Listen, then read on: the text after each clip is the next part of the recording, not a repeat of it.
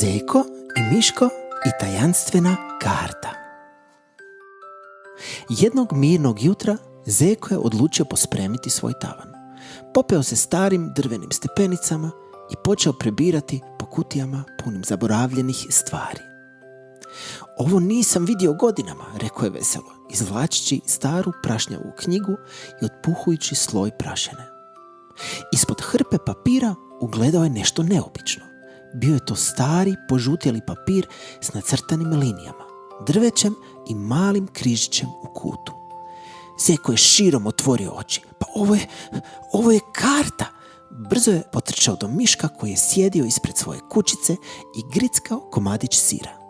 Miško, pogledaj što sam pronašao, rekao je uzbuđeno, razvijajući stari papir pred njim. Miško se naglo uspravio. Izgleda kao prava karta blaga. Vidiš ovaj križić? To sigurno znači da je tamo nešto skriveno. Zekove uši odmah su poskočile od veselja. Onda moramo krenuti odmah. Brzo su uzeli ruksake, spremili malo hrane i bočicu vode, pa se zaputili kroz šumu. Pratili su usku stazu, prolazili pokraj velikog starog hrasta i preko malog brežuljka, baš kako je bilo nacrtano na karti. Mislim da idemo pravim putem, rekao je Miško, proučavajući kartu. Nakon nekog vremena stigli su do bistrog potoka kojim je presjekao put. Voda je veselo žuborila preko kamenja. Kako ćemo prijeći, upitao je Zeko. Miško je pogledao oko sebe i ugledao veliko oboreno deblo uz obalu.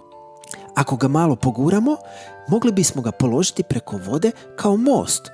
Zajedno su gurali, vukli i napokon namjestili deblo preko potoka. Zeko je prvi oprezno prešao, raširivši uši tako da lakše drži ravnotežu. Polako, Zeko, nasmijao se Miško. Kad su obojica stigli na drugu stranu, zadovoljno su nastavili dalje. Konačno su stigli do mjesta označenog križićem. Bila je to mala livada sa starim panjem nasred trave. Misliš li da je blago ovdje? Tiho upitao Zeko.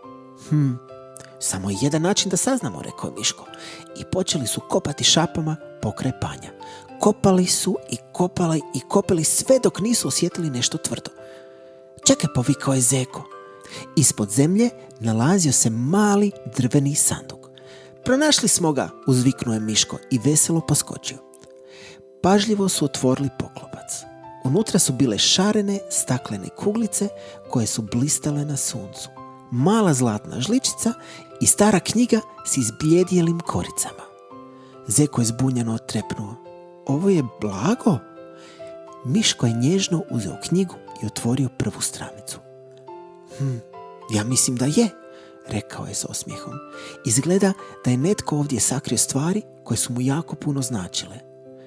Zeko je uzeo jednu kuglicu i promatrao kako svjetluca u njegovoj šapi. Možda pravo blago nisu velike sjajne stvari, rekao je zamišljeno. Možda su to jednostavno stvari koje čuvaju lijepe uspomene, dodao Miško. Zeko se nasmiješio i pažljivo zatvorio poklopac sanduka. Onda ga moramo dobro čuvati. Ponijeli su sanduk kući i te večeri sjeli pod veliko drvo ispred Zekine kućice. Nebo je polako tamnjelo, a prve zvijezde počele su se pojavljivati. Miško je otvorio staru knjigu i počeo čitati prvu priču naglas. Zeko se naslonio uz njega i sretno uzdahnuo. Mislim da smo pronašli i više od blaga. Lagani vjetar šuštao je u krošnjama, a Zeko i Miško su već sanjali o svojoj sljedećoj pustolovini. A sada, draga djeco, brzo na spavanac. Laku noć.